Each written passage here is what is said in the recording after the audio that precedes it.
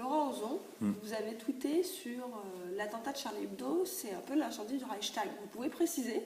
Oui, non, c'était une petite blague. J'ai dit que l'incendie des locaux de Charlie Hebdo, c'était l'incendie du Reichstag.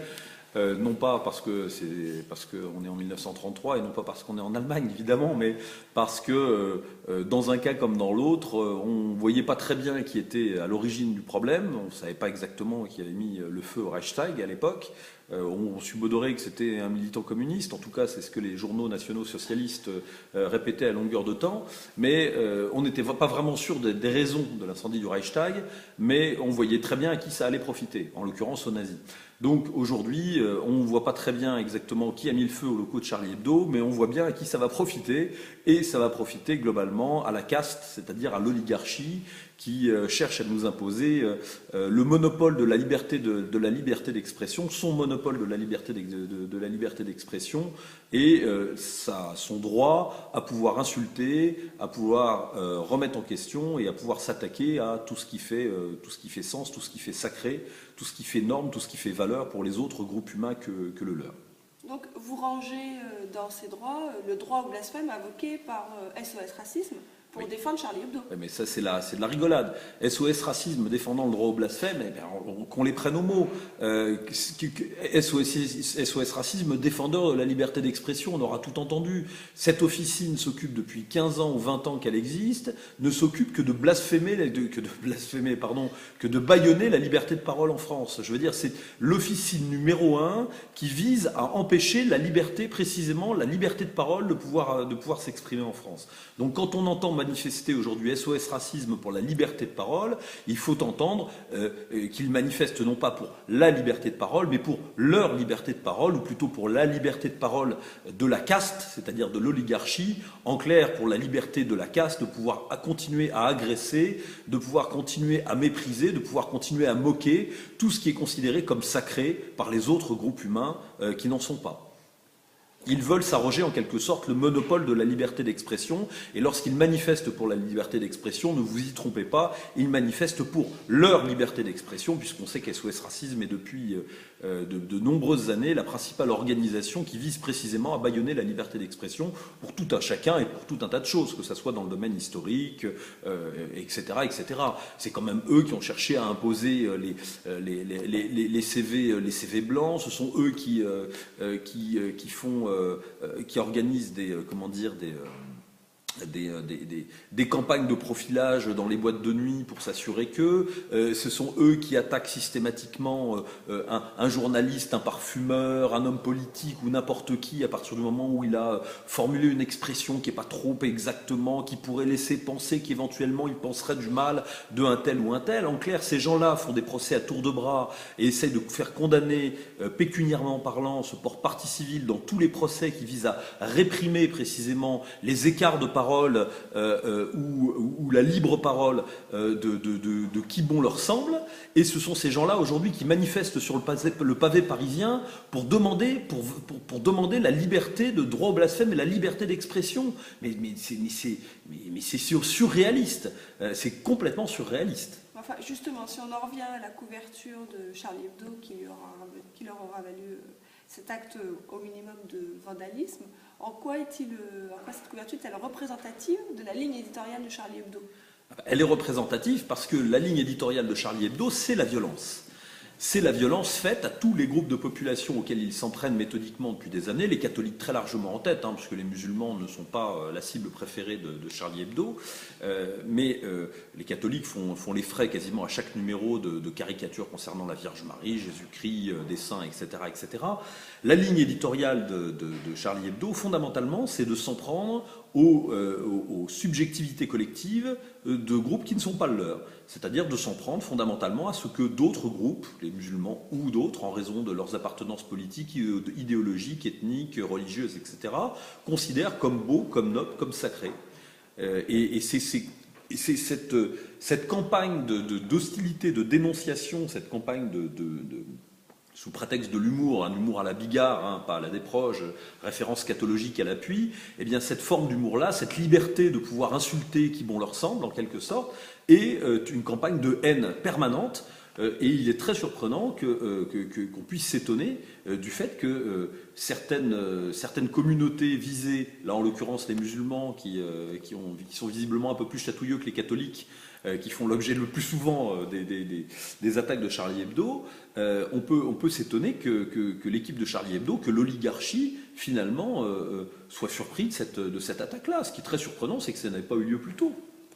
Mais finalement, on pourrait dire que le métier de Charlie Hebdo, c'est un peu de détricoter les communautés, ce que vous appelez parfois les subjectivités ou les conventions. C'est de s'en prendre plus précisément à tout ce qui permet l'existence du groupe. C'est-à-dire que derrière leurs attaques permanentes sur les subjectivités collectives, les normes, ce qui fait valeur pour un groupe ou un autre, ils s'en prennent finalement au groupe constitué. Un groupe constitué ne tient que parce qu'il partage un certain nombre de présupposés, un certain nombre de valeurs, un certain nombre de subjectivités. On parle de subjectivité parce que précisément ces valeurs ne sont pas partagées par tous les groupes à la surface de la Terre, mais ce sont les leurs. De considérer que Mahomet n'est pas simplement un personnage de l'histoire, c'est aussi celui qui a porté la parole de Dieu, qui a écrit la loi de Dieu et autour duquel s'organise la vie des musulmans de leur naissance, enfin de leur plus tendre enfance jusqu'à leur mort, depuis des générations et des générations. Alors on peut considérer, prendre tout ça à la rigolade, parce qu'on peut considérer tout ça n'a pas beaucoup d'importance, ou éventuellement avoir un regard critique sur l'islam, c'est pas un problème. Mais à partir du moment où, comme chez Charlie Hebdo, on se fait une spécialité de salir méthodiquement tout ce qui est tenu pour sacré par les autres, il ne faut pas s'étonner d'avoir des retours de violence. Et on sait très bien que quand ils le font, ils ne le font pas pour défendre la liberté d'expression, ils le font fondamentalement parce que, globalement, ils ont pris cette communauté ou ce groupe-là pour cible et ils ont décidé de se prendre aux subjectivités de ce groupe-là. Parce que ce qui les emmerde, fondamentalement, c'est qu'il existe encore des groupes, il existe encore des religions, il existe encore des communautés constituées. La guerre que livre Charlie Hebdo, la guerre que livre l'oligarchie, à laquelle d'ailleurs appartiennent les responsables de SOS Racisme, qui ne sont que des guignols et des pantins, la guerre que livrent ces gens-là aux communautés, c'est une guerre permanente. Et les colonnes de Charlie Hebdo ne sont que des déclarations d'agression manifestes, des déclarations, des insultes permanentes à l'égard de ce que croient juste, bon, louable et respectable d'autres groupes humains qui ont la même valeur qu'eux. Mais donc ça, ce serait les moyens, ce sont les moyens. Quelle est donc la fin poursuivie par Mais la fin, sans être complotiste, ces gens-là appartiennent à une sociologie. La sociologie de l'idéologie de la consommation, la sociologie de la nouvelle classe mondiale, la sociologie de la société open. Ces gens-là veulent des sociétés d'individus déracinés, libres entre guillemets, c'est-à-dire libres de consommer, et n'ayant pour seule perspective de vie que la surveillance de leur compte en banque et le suivi de leur portefeuille d'actions en bourse. Parce que tout ce qui fait communauté historique, communauté d'histoire, communauté de civilisation, fondamentalement les emmerde. Donc, je dirais que Charlie Hebdo, c'est le mirador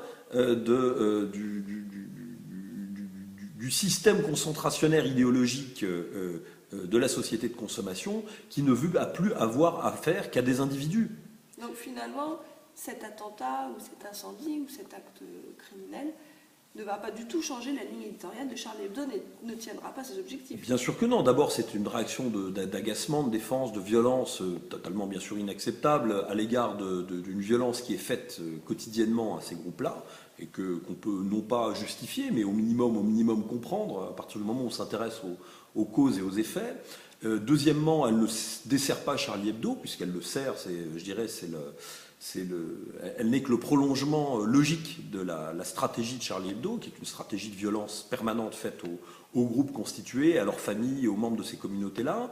Et troisièmement, elle est, je dirais, la deuxième couche marketing, le prolongement marketing de la stratégie de Charlie Hebdo, de SOS Racisme, de tous les gens qui sont derrière, c'est-à-dire fondamentalement une opération marketing qui n'aura pour objectif fondamentalement que d'augmenter le tirage de Charlie Hebdo et de permettre aux actionnaires de Charlie Hebdo de mettre un peu plus d'argent dans leur poche à la prochaine redistribution de dividendes du groupe. Voilà. En attendant, qu'est-ce qu'ont risqué ces gens, contrairement à d'autres pays dans lesquels les journalistes risquent leur vie vraiment face à des systèmes totalitaires, fanatiques, etc. Ces gens-là ne risquent que d'aller travailler dans les locaux du groupe Rothschild pour terminer leur numéro suivant, ce qu'ils ont d'ailleurs fait, ce qui est évidemment pas très, tout ça n'est pas très risqué. Et finalement, la boucle est bouclée. Charlie Hebdo qui fabrique chez Rothschild, on voit bien où tout cela nous mène. Non, ces gens-là se foutent du monde, nous prennent pour des cons. Je crois qu'il faut absolument pas tomber dans le panneau. Leur liberté d'expression n'est que leur liberté d'expression. La vôtre, ils s'en foutent. Celle des gens et celle du peuple, ils s'en foutent. Tout ce qui les intéresse, c'est simplement de pouvoir continuer à s'en prendre à qui bon leur semble, selon le ton qu'ils ont eux-mêmes fixé. Lorsque vous invoquerez la liberté d'expression pour défendre votre droit à la libre parole, ou votre droit à la libre expression, ou votre droit à la libre recherche, ils ne la donneront pas, ils se battront même, ils s'opposeront même à ce que vous puissiez l'obtenir pour vous-même. Donc ces tartuffes ne méritent qu'une chose, le mépris.